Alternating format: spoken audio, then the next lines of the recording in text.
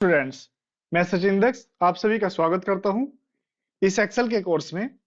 Last video में हमने discuss किया था कि जो इफ फंक्शन होता है वो किस तरह से काम करता है और उसका हमने एक एग्जांपल भी देखा था। आज की इस वीडियो में हम पढ़ने वाले हैं सम इफ के बारे में और सम इफ्स के बारे में। देखो, दो फॉर्मूले होते हैं, एक होता है सम इफ और एक होता है आपका सम इफ्स। काफी स्टूडेंट को इसमें बहुत ज्यादा डाउट होता है कि सम इफ कब यूज करना है, सम इफ्स कब यूज करना है और ये फॉर्मूला किस किस कंडीशन में आप यूज कर सकते हो। इस चीज को लेकर काफी सारे काफी सारा डाउट होता है, कुछ बहुत कुछ होता है स्टूडेंट्स के मन में, वो नहीं समझ पाते। तो इसी चीज को हमें क्लियर करना है आज की इस वीडियो में। देखिए स्टूडेंट्स, सम इफ का कैसे यूज कर सकते हैं। सपोज दैट जैसे आपके सामने ये डेटा है एक, मैं यहाँ पे एक काम करता हूँ, मैं यहाँ पे एक इन सेल को मर्ज कर लेता हूँ और यहाँ पे मैं आपको सम इफ के बारे में पढ़ाने वाला हूँ। मैं इसलिए इसको एक थिक बॉर्डर के साथ कर लेता हूँ हाइलाइट्स, और यहाँ से एक और करता हूँ और इन चार सेल को भी मैं हाइलाइट्स कर लेता हूँ। यहाँ पे मैं आपको पढ़ाऊंगा सम इफ के बारे में और यहाँ पे हम पढ़ेंगे सम इफ्स के बारे में कि जो सम इफ है वो कैसे यूज में होता है और सम इफ्स कैसे यूज में लाया जाता है। तो देखिए, सबसे पहले आपको ये समझना है कि जैसे यहाँ पे सेल्स पर्सन है, आपका बॉस या फिर जो आपका कोई भी है आपको ये बोलता है कि यार इसमें से जितनी भी पार्कर है, जो भी जहाँ पे पार्कर लिखा है, पार्कर ने कितने रुपए की सेल की है, ये टोटल फाइंड करना है। और अगर मैं इस डेटा की बात करूं तो वो लगभग 400 एंट्री के आसपास इसमें डेटा है मेरे पास, अप्रोक्स अप्रोक्स, हाँ, 445 एंट्री में डेटा है। तो ये चीज कैलकुलेट करनी काफी ज्यादा हार्ड हो सकती है कि हम कैसे कैलकुलेट करें कि जो पार्कर है उसकी टोटल सेल कितनी हुई है अभी तक, टोटल सेल कितनी हुई है। तो ये चीज कैसे फाउंड कर सकते हैं, इसी के बारे में डिस्कस करते हैं। देखिए, इसी प्रॉब्लम को हमारा जो समीप सोल्व करता है। समीप का मेन पर्पस क्या होता है, यानी कि आपको कोई चीज सम करना है, किसी चीज का सम करना है लेकिन किसी कंडीशन के अकॉर्डिंग। और कंडीशन क्या है कि सेल्स केवल पार्कर की आनी चाहिए, ना कि किसी और की। तो सबसे पहले मैं क्या करता हूँ, यहाँ पे लिखूंगा नेम और मैं यहाँ पे लिख लूंगा सेल्स, या फिर मैं यहाँ पे टोटल यूनिट लिख लेता हूँ, टोटल यूनिट और टोटल सेल। और इन चार पांच सेल, जो सॉरी कॉलम है, इनकी विड्थ में बढ़ा लेता हूँ इधर को। और एक काम करता हूँ, जो दो कॉलम है ना, इनको मैं यहाँ से कर लेता हूँ डिलीट, ताकि मेरा डेटा सारा इधर आ सके। आपको ये सारे के जो स्क्रीन है और जो जितना भी डाटा है आपको दिख रहा होगा। तो यहाँ पे हम क्या करना चाहते हैं, जैसे मैंने यहाँ पे नेम लिखा है, तो मैं ये चाहता हूँ कि यार जिसका भी नेम मैं यहाँ पे लिखूं, उसी के सामने उसकी टोटल यूनिट काउंट हो जाए और टोटल सेल्स काउंट हो जाए। ये अभी हमारा एजेंडा है। तो सबसे पहले हम टोटल यूनिट के लिए देख लेते हैं, या हाँ ठीक है, टोटल यूनिट के लिए देख लेते हैं, या फिर मैं इसको टोटल सेल्स कर लेता हूँ। पहले सेल्स की ही बात करते हैं, जब हम सेल्स के बारे में देखने वाले हैं। इसके बाद मैं क्या करूंगा, यहाँ पे लिख लेता हूँ टोटल यूनिट्स, जो यानी कि टोटल यूनिट उसने सेल की है। तो सेल्स के देखने के लिए कैसे करेंगे, सबसे पहले आपको लगाना है इक्वल और लिखना है सम इफ। सम इफ लगाएंगे और ब्रैकेट अपना ओपन करेंगे। ब्रैकेट ओपन करने के बाद मैं एफ पे क्लिक कर रहा हूँ। एफ पे क्लिक करने के बाद आपको ये दिख रहा होगा कि यार इसमें ना हम तीन तरह के आर्ग्यूमेंट्स ले सकते हैं। तीन तरह के आर्ग्यूमेंट्स वो क्या क्या होने वाले हैं वो देखते हैं। सबसे पहले है रेंज। रेंज क्या होती है, रेंज आपको यहाँ पे वो वाली रेंज लेनी पड़ेगी जो आप यहाँ पे चाहते हो। जैसे मैं नेम के अकॉर्डिंग अपना डेटा चाहता हूँ, तो मुझे यहाँ पे नेम की रेंज लेनी होगी। अगर मैं यहाँ पे रीजन के अकॉर्डिंग डेटा चाहता, तो मुझे रीजन की रेंज लेनी होती। अभी मुझे क्या चाहिए, नेम के अकॉर्डिंग, तो मैं यहाँ से नेम वाली रेंज लूंगा। नेम वाली रेंज कहाँ पे है, नेम वाली रेंज मेरी यहाँ पे है, यानी सेल्स पर्सन वाली रेंज। और मैं क्या करता हूँ, कंट्रोल शिफ्ट डाउन एरो से ये पूरी की पूरी रेंज सेलेक्ट कर लेता हूँ। सेलेक्ट करने के बाद फिर मुझे सेकंड जो फिल है वो है क्राइटेरिया का। क्राइटेरिया क्या होता है, क्राइटेरिया अगर मैं चाहूँ तो यहाँ पे लिख भी सकता हूँ मैनुअली। मैं लिख लेता हूँ बिशॉप या पार्कर, या तो आप ऐसे लिख सकते हैं, या फिर आप एक ये भी कर सकते हैं कि यहाँ पे आप पार्कर ना लिख के यहाँ पे आप इस वाली सेल का रेफरेंस डाल दें, यानी कि L5 का। अब क्या होगा, L5 में जो भी डेटा होगा, जो भी हम नाम सेट करेंगे, उसी के अकॉर्डिंग हमारा सम आ जाएगा। उसके बाद आता है आपका सम रेंज। सम रेंज में क्या होगा, किस चीज का सम चाहिए अभी आपको, सेल्स का। तो मैं यहाँ पे सेल्स वाली पूरी की पूरी कॉलम सेलेक्ट करूंगा और ओके करूंगा। ओके करने के बाद अभी मुझे जो टोटल सेल है वो दिखाई दे रही है 0, यानी कि अभी यहाँ पे मैंने कोई नाम ही नहीं लिखा, इसलिए मुझे यहाँ पे 0 दिखाई दे रही है। अगर मैं यहाँ पे लिखता हूँ पार्कर, तो देखिए पार्कर जैसे ही मैंने लिखा तो पार्कर की टोटल सेल यहाँ पे आ गई, है ना। मैं एक काम और कर लेता हूँ, इस पे भी करेंसी फॉर्मेट लगा लेता हूँ ताकि करेंसी भी दिखाई दे। और इस पे भी यार मैं करेंसी ही लगाना चाहता हूँ। हाँ ओके गुड, ठीक है। अभी मुझे क्या निकालना है, अभी हम इसको सबको सेंटर कर लेते हैं, डेटा को। हाँ, अभी हम यहाँ पे निकालना चाहते हैं टोटल यूनिट। टोटल यूनिट भी आप ऐसे ही निकालेंगे, इज इक्वल टू, और फिर लिखेंगे समीर, ब्रैकेट ओपन, और एफएक्स पे क्लिक करेंगे। एफएक्स पे क्लिक करने के बाद अभी मुझे क्या निकालना है, अभी मुझे टोटल यूनिट निकालना है, लेकिन किसके अकॉर्डिंग निकालना है, नेम के अकॉर्डिंग निकालना है। तो जो मेरी फर्स्ट वाली रेंज है, उसमें मुझे नेम वाली जो रेंज है मेरी पूरी की पूरी, वो सिलेक्ट करनी होगी। सेकंड है मेरा क्राइटेरिया। क्राइटेरिया में क्या आएगा, क्राइटेरिया में मेरा सेम फिर नेम आएगा वापस से। और अब की बार जो सम रेंज है, सम रेंज में क्या लेना होगा मुझे, अब की बार मुझे लेना होगा यूनिट्स का सम।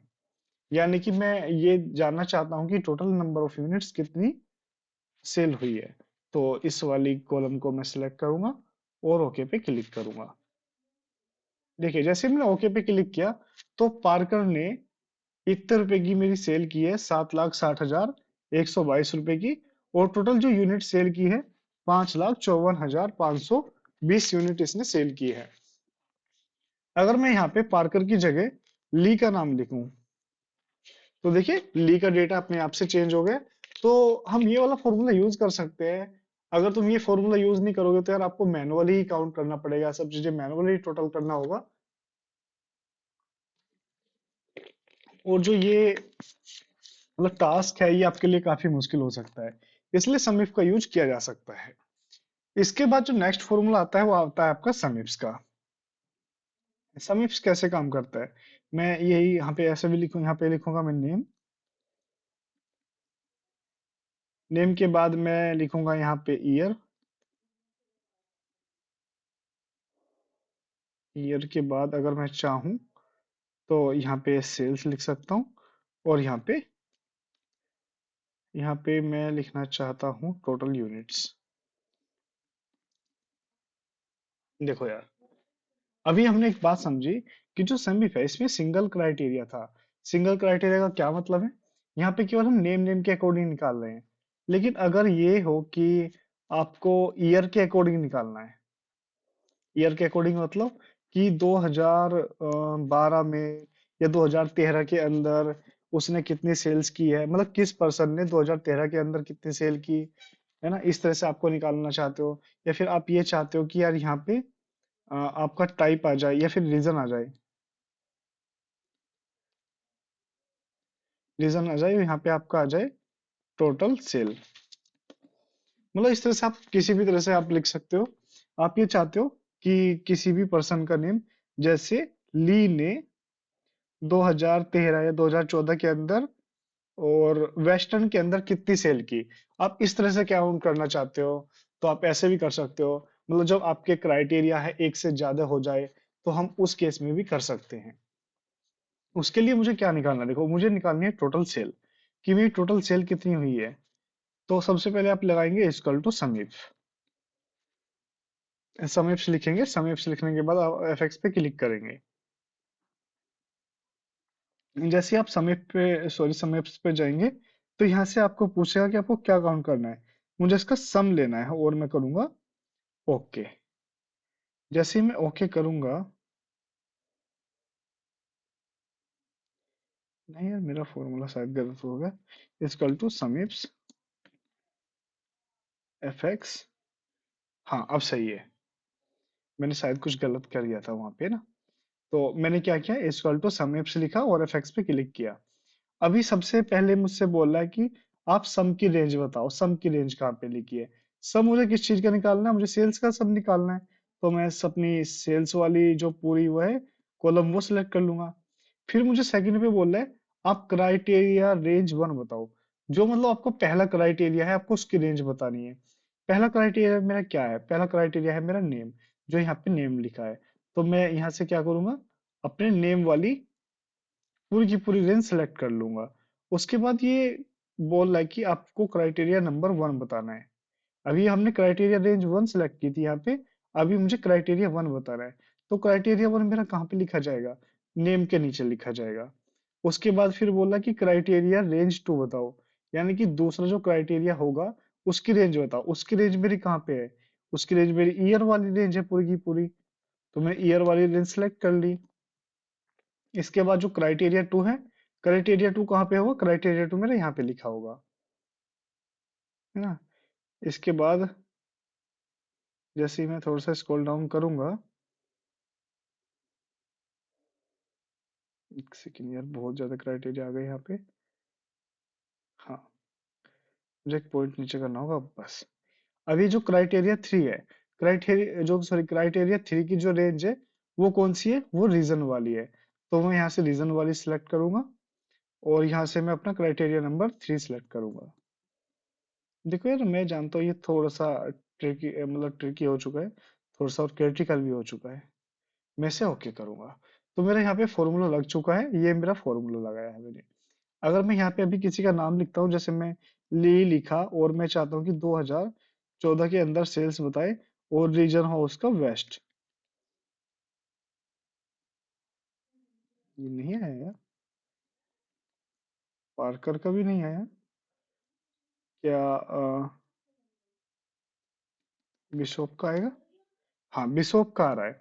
देखो जैसे मैंने यहाँ पे ली लिखा था, ली ने 2014 के अंदर वेस्टर्न में कोई सेल नहीं की। क्या उसने ईस्टर्न के अंदर की, नहीं की। क्या उसने सेंट्रल, सेंट्रल के अंदर सेल्स की उसने, है ना। तो इस तरह से हम पता। ओके फ्रेंड्स, तो अगर यहाँ पे आप किसी का भी नाम लिखते हो, जैसे वाटसन लिख रहे हैं, तो वाटसन की सेल आ गई कि वाटसन ने 2014 के अंदर सेंट्रल रीजन में इतने रुपए की सेल की। अगर मैं यहाँ से रीजन चेंज कर दूं, जैसे 2013 कर रहा हूँ, तो देखिए 2013 में कुछ अलग डेटा है। अगर मैं यहाँ पे करूँ 2015, तो 15 के अलग अंदर अलग डेटा है। तो अगर इस तरह से चाहे तो हम इस तरह से भी समीप्स का यूज कर सकते हैं। अगर आप चाहे तो केवल सिंगल सिंगल कॉलम पे भी यूज कर सकते हैं। जैसे कि यहाँ पे मैं लिख रहा हूँ नेम, और यहाँ पे मैं लिखना चाहता हूँ क्या, यहाँ पे रीजन, और यहाँ पे टोटल यूनिट। आप ऐसे भी लगा सकते हैं, जैसे मैं यहाँ पे लगाऊंगा equal to sumifs bracket open. सबसे पहले बोल यहाँ पे लिखता हूँ, ठीक है। सबसे पहले यहाँ पे आ रहा है सम की रेंज बताओ। सम की रेंज क्या है मेरी, अब की बार टोटल यूनिट है। और उसके बाद मेरा जो क्राइटेरिया रेंज वन है वो क्या होगा मेरा, वो होगा मेरा नेम। क्राइटेरिया रेंज टू क्या होगी, क्राइटेरिया रेंज टू होगी मेरी ये वाली। और फिर बोलता है कि क्राइटेरिया टू रेंज क्या होगी, यहाँ पे क्राइटेरिया वन रेंज थी और क्राइटेरिया वन था। क्या हम कुछ गलत कर रहे हैं क्या, एक सेकंड का टाइम दीजिए। हाँ ठीक है। अभी मुझे क्राइटेरिया टू की रेंज बतानी है। तो क्राइटेरिया टू की रेंज जो आएगी वो मेरी आएगी रीजन वाली। और उसके बाद क्राइटेरिया टू मेरा आएगा जो यहाँ पे रीजन लिखा हुआ है। मैं क्लोज करूंगा और एंटर करूंगा। जैसे मैं यहाँ पे लिखता हूँ ली और मैं लिखता हूँ सेंट्रल, तो ली ने टोटल जो अभी तक सेंट्रल में कितनी सेल की है वो यहाँ पे इसका डेटा शो कर रहा है। अगर मैं यहाँ पे करूँ बिशॉप का, तो बिशॉप ने सेंट्रल के अंदर कोई सेल नहीं की। क्या बिशॉप ने ईस्ट के अंदर की, ईस्ट के अंदर भी नहीं, वेस्ट के अंदर, हाँ वेस्ट के अंदर बिशॉप ने सेल की है। तो इस तरह से हम किसी एक सिंगल पर्सन की टोटल सेल भी निकाल सकते हैं। मैं आपको सेम फॉर्मूले को दूसरे डेटा पे अप्लाई करके दिखाता हूँ। जैसे कि यहाँ पे हाँ, हम ये निकालना चाहते हैं कि यह जो टोटल प्रोडक्ट है, टोटल प्रोडक्ट जैसे कैरेट है, इसमें बनाना, बीन्स, ऑरेंज, है ना। मैं यहाँ पे लिखता हूँ टोटल सेल। और टोटल सेल में किसके निकालना चाहता हूँ, जैसे किसी सिंगल प्रोडक्ट की। मैं चाहता हूँ कि अगर मैं यहाँ पे कोई भी प्रोडक्ट लिखूं, उसके सामने उसकी टोटल सेल काउंट हो जाए। तो यहाँ पे हम फॉर्मूला लगाएंगे equal to sumif, bracket open, और सबसे पहले रेंज सेलेक्ट करेंगे। रेंज क्या है मेरी, प्रोडक्ट।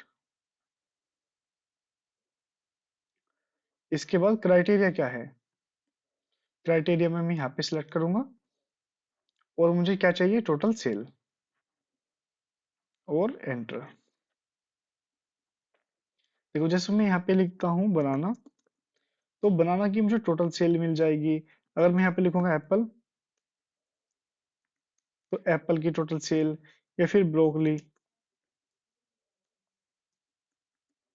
तो इसकी मुझे सेल मिल जाएगी। सेम जगह अगर आप चाहें तो समीप्स भी यूज कर सकते हैं। देखो मैंने यहाँ पे समीप यूज किया, मैं यहाँ पे लिख भी देता हूँ। और अगर मैं चाहूँ तो यहाँ पे समीप्स भी यूज कर सकता हूँ।